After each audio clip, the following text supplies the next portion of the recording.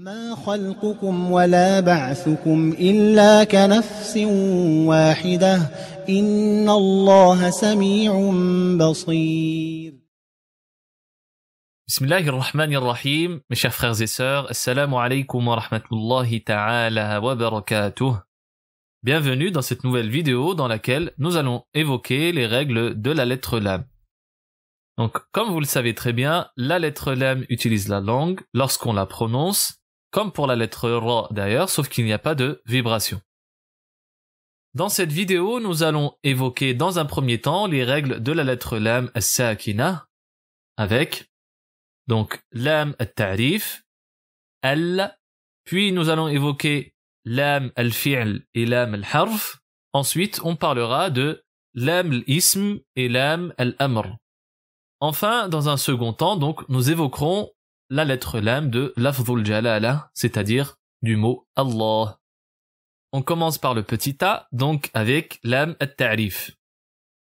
Donc, lam al-ta'rif, c'est une lettre lam sakina, précédée de hamzatul wasl, prononcée en arabe avant un nom, afin de définir une chose ou une personne. On dit, par exemple, al-kitab, pour définir le livre en question, et le cas contraire, on dit kitab, ce qui correspond donc à un livre, sans savoir lequel.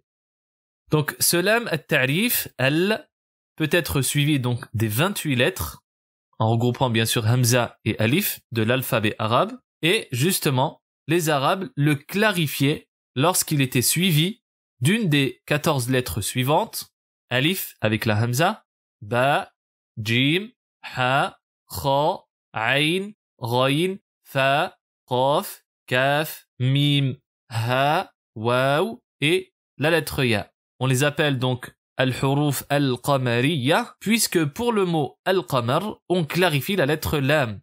Et la raison est que le point d'articulation de toutes ces lettres est éloigné de celui de la lettre lam. En revanche, les Arabes assimilaient la lettre lam sakina lorsqu'elle était suivie des 14 autres lettres restantes, c'est-à-dire la lettre ta, tha, dal, ذال, ra, zay, sin, shin, sad, dad, ta, dha, lam et noun.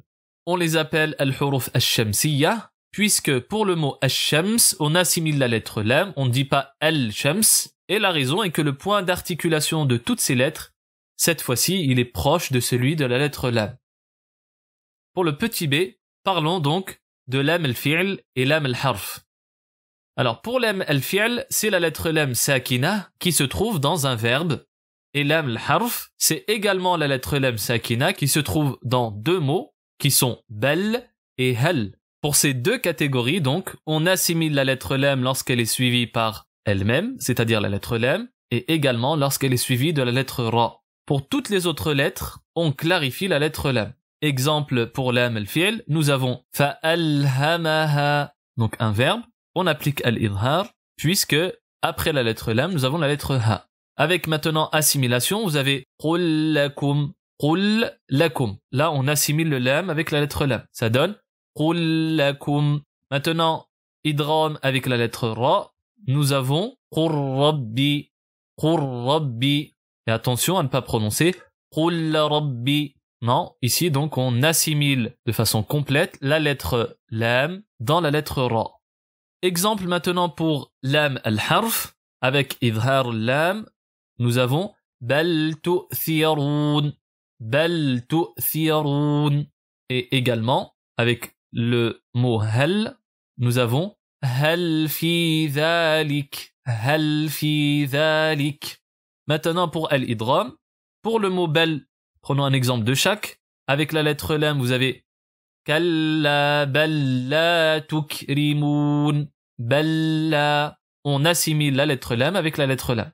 Maintenant avec la lettre ra, nous avons qala bar rabbukum, qala bar rabbukum, barra. On n'entend plus la lettre lam puisqu'il y a assimilation complète avec la lettre ra. Et attention également à ne pas faire qala bal rabbukum. Ceci donc est une erreur. Pour le mot hal avec la lettre lam, nous avons faqul hal laka, hal laka. Donc faqul hal laka,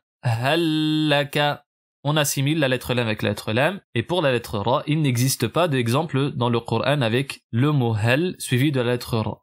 Parlons maintenant du petit c, c'est-à-dire lam al-ism et lam al-amr. Lam al-ism, c'est la lettre lam sakina qui se trouve au milieu d'un nom, cette fois-ci. Par exemple, ilma al-yaqin, ilma. Donc, lam sakina qui se trouve au milieu d'un nom. Et pour lam al-amr, c'est la lettre lam qui est encore une fois sakina en début de verbe au présent, ce qui le transforme donc à l'impératif présent pour donner un ordre. Elle est précédée donc soit de thumma, soit de wa ou soit de fa. Exemple, falya'budu, falya'budu. Ici on donne un ordre et nous avons lam sakina en début de verbe. Deuxième exemple, thumma liyaqdu tafathahum walyufu nuzurahum. Ici nous avons deux exemples, thumma liyaqdu, lam sakina suivi de verbe, ce qui donne un ordre, et également walyufu, lam sakina suivi donc d'un ordre. Voilà maintenant pour les règles de la lettre lam sakina. Passons maintenant à la deuxième partie très courte qui correspond donc à la lettre lam de lafzul jalala, c'est-à-dire du mot Allah. Lorsque la lettre lam de lafzul jalala est précédée d'une fatha ou d'une dhamma, la lettre lam est toujours emphatique. Si elle est précédée d'une kasra, elle est amincie. Exemple, on dit bismillah. On ne dit pas bismillah. Ici, la lettre lam de lafzul jalala est précédée d'une kasra, donc elle est amincie. Maintenant, pour le cas emphatique, on dit qul huwa Allahu ahad. Huwa Allah. Le lam emphatique précédé d'une fatha. On dit abdullah. Lam emphatique précédé d'une dhamma. On applique également la même règle pour la lettre lam du mot Allahumma. On prononce donc qulillahum. Donc lam aminci puisque précédé d'une kasra. On dit subhanakallahum. Ici lam emphatique précédé d'une fatha. Et dernier cas, wa idh qalu Allahum. Donc lam emphatique précédé d'une dhamma. Voilà donc pour les règles de la lettre lam dans le Coran. Allah yibarak fikum wa yiftah alina wa alaykum. Wassalamu alaykum wa rahmatullahi ta'ala wa barakatuh. ما خلقكم ولا بعثكم إلا كنفس واحدة إن الله سميع بصير